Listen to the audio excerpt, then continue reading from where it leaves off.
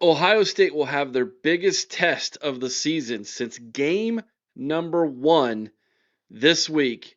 And here we are in game number 12.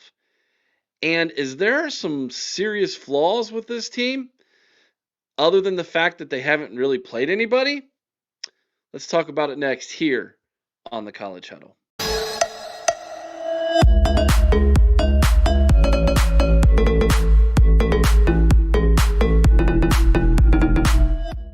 And joining me now here on the College Huddle is Chris Wilds from the OHIO podcast, sister podcast on the College Huddle. He is the Ohio State representative here on the College Huddle. Chris, welcome to the College Huddle.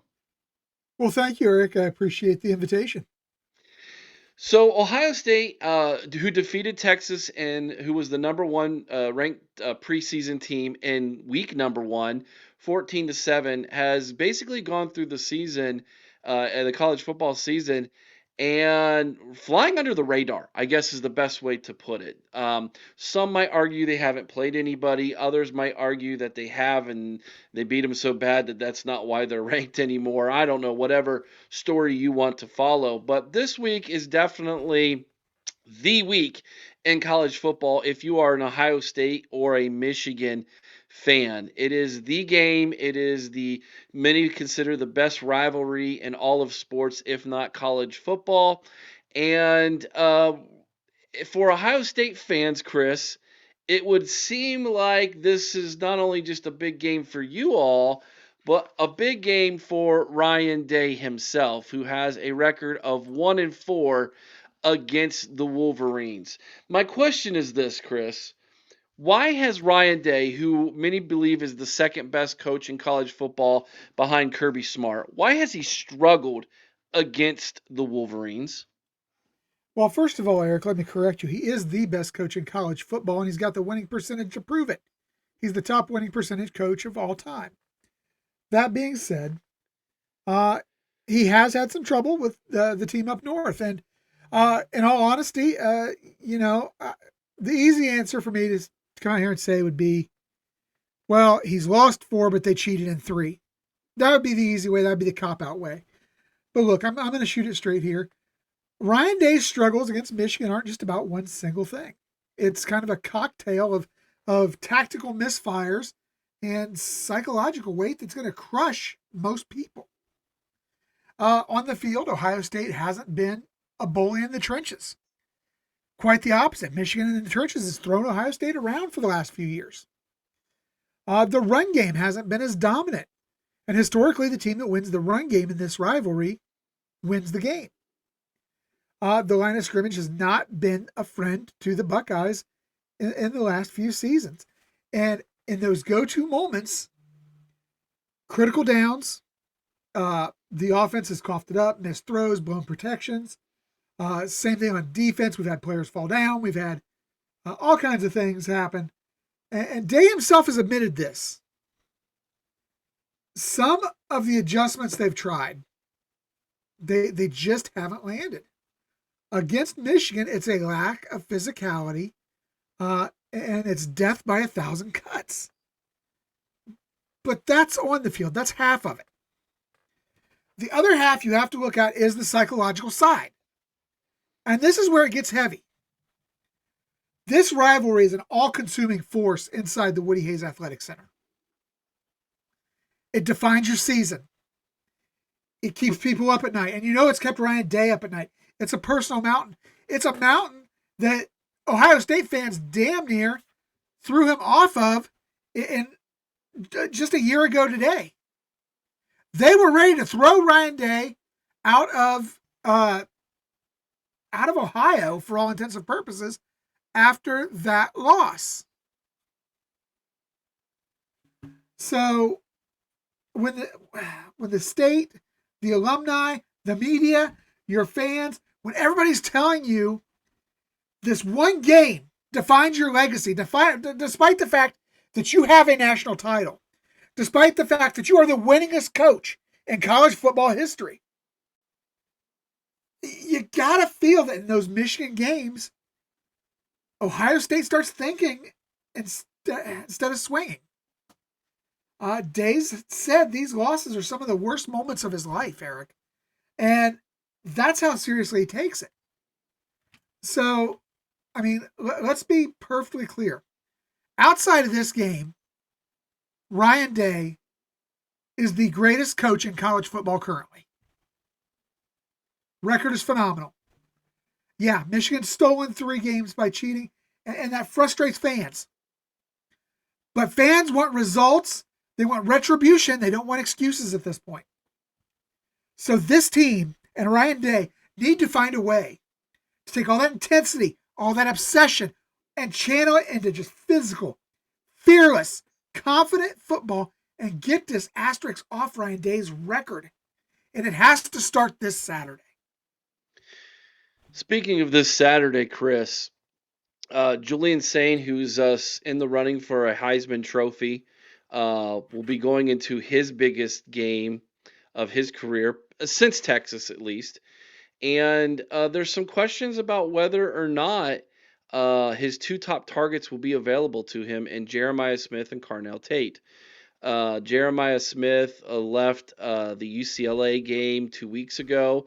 Carnell Tate came out to warm up against Purdue 3 weeks ago, felt some tightness, and shut it down and hasn't played since. What's the word out of Columbus, Ohio about those injuries, and what would it do for this team if neither one of them is available in this game against their biggest rival? Well, I'll tell you right now, among the fan base, the 2 big words coming out of Columbus right now are fear and concern. It's a big deal for Ohio State, no question. When you look at Julian Sain's performance without Smith and Tate, this is a guy who, during the overall regular season, up to that point, had been completing over 80% of his passes. Here's a guy who's competing for 3,000 yards right now. A guy who is got a 27-4 touchdown to interception ratio. A guy in the Heisman competition. And if you look at his last 2 games versus Rutgers and UCLA, he's basically played himself out of the Heisman running in many ways. You look at his output against Rutgers, he was 13 of 19 for 157 and 2 touchdowns. But of those 157 yards, 43 of them went to wide receivers. The rest, it was highly dependent on Max Clare. It was dependent on Bo Jackson out of the backfield, running short, safe routes. We have shown an inability to go deep without these 2 guys that he feels most comfortable with. You go back to the UCLA game. Smith was available for about a third of the snaps. Tate was out entirely. Sain's completion percentage dropped down to 74. And I know people say, drop down to 74. That's a hell of a problem to have. But it dropped down to 74. The efficiency and downfield explosiveness, again, were just not there. This offense leaned on the run, and while Ohio State still scored and played great defense and special teams, the passing attack lost its dynamic nature. So as we head into this weekend, I feel like Smith's going to play, first of all. I think Smith is the better chance of the 2. If you listen to the grumblings, it sounds like Carnell Tate has the more serious injury, being a calf injury, than what Smith did. But if both Smith and Tate are still sidelined or even limited, you can expect, and this is scary to most Ohio State fans when you hear this, I think you're going to have to expect a more conservative approach, and that's not where he should be going, but it's what he's going to do. He's going to go to that same approach he had versus Texas. And Eric, I'm going to say something that's going to upset a lot of Ohio State fans. He's going to go back to what we saw last year against Michigan. He's going to go run heavy, not a lot of passing. And I don't think that is a good fit for this team. You've got to play to your strengths, to your truth, to who you are. I know the chemistry isn't there yet with Quincy Porter and Mylan Graham, but you developed chemistry with Brandon Ennis. You've developed chemistry with Max Clare. You've got the running backs. So you can't play the game in a box, because that's playing into Michigan's hand. You're already behind the 8 ball if you've got these 2 guys down. You're already behind the 8 ball because you're traveling to their house in late November. You're already behind the 8 ball because we're hearing about the weather. But Eric, again, we want retribution, we want results, we don't want excuses. So Ryan Day and this team have to play fearless football. They've got to try to use Quincy Porter, Mylan Graham, Brandon Ennis to exploit this defense, because this is not a great defense. This Michigan team does not have a great defense.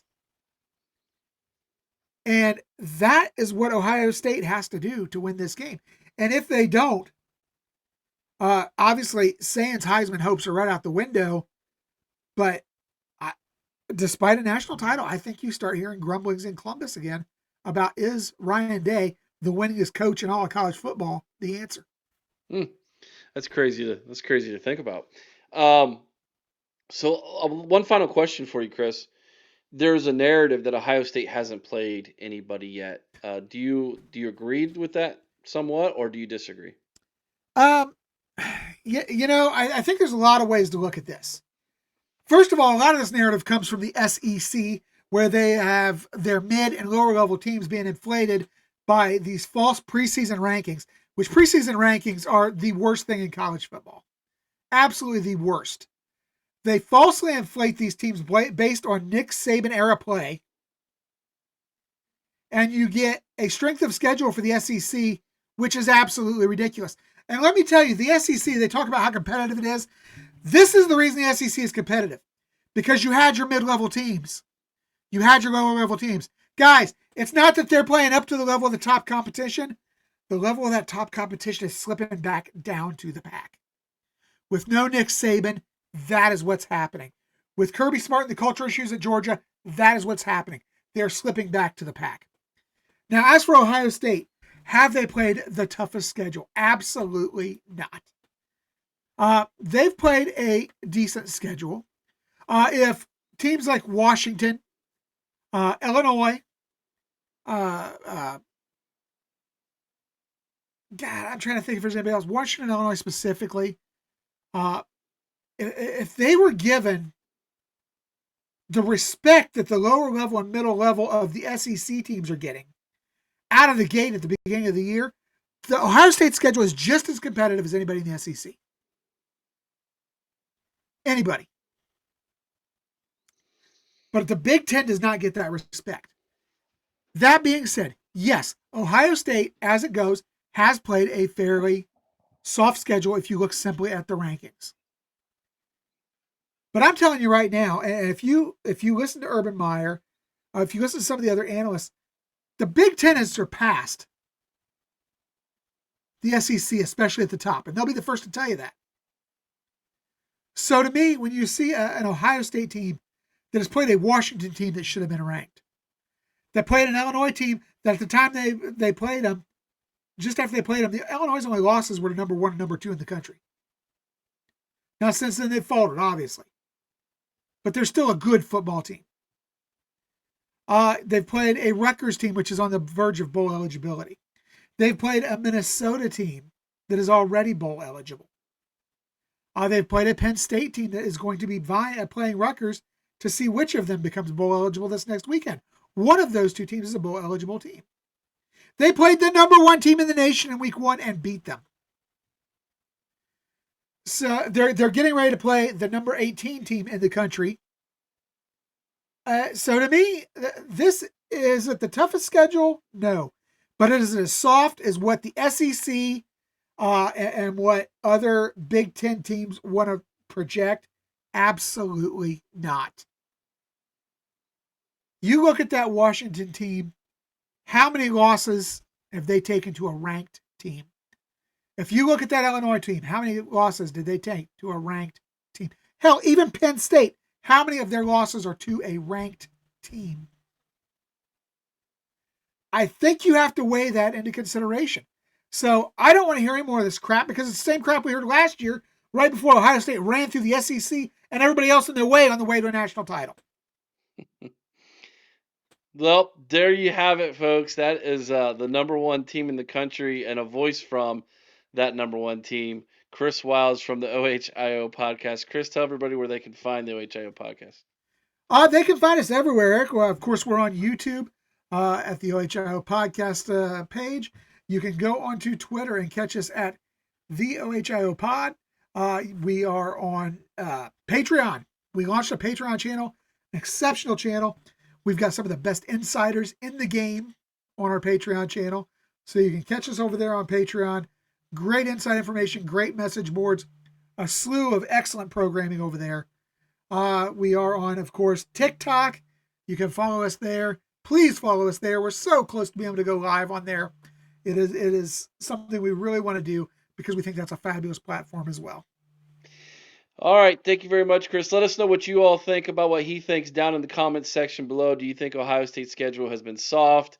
Do you think that, like Chris, maybe it's not as soft as everybody says it is because of the inflation of the SEC? We'd love to see what you all think down in the comments section below and have a great conversation about it.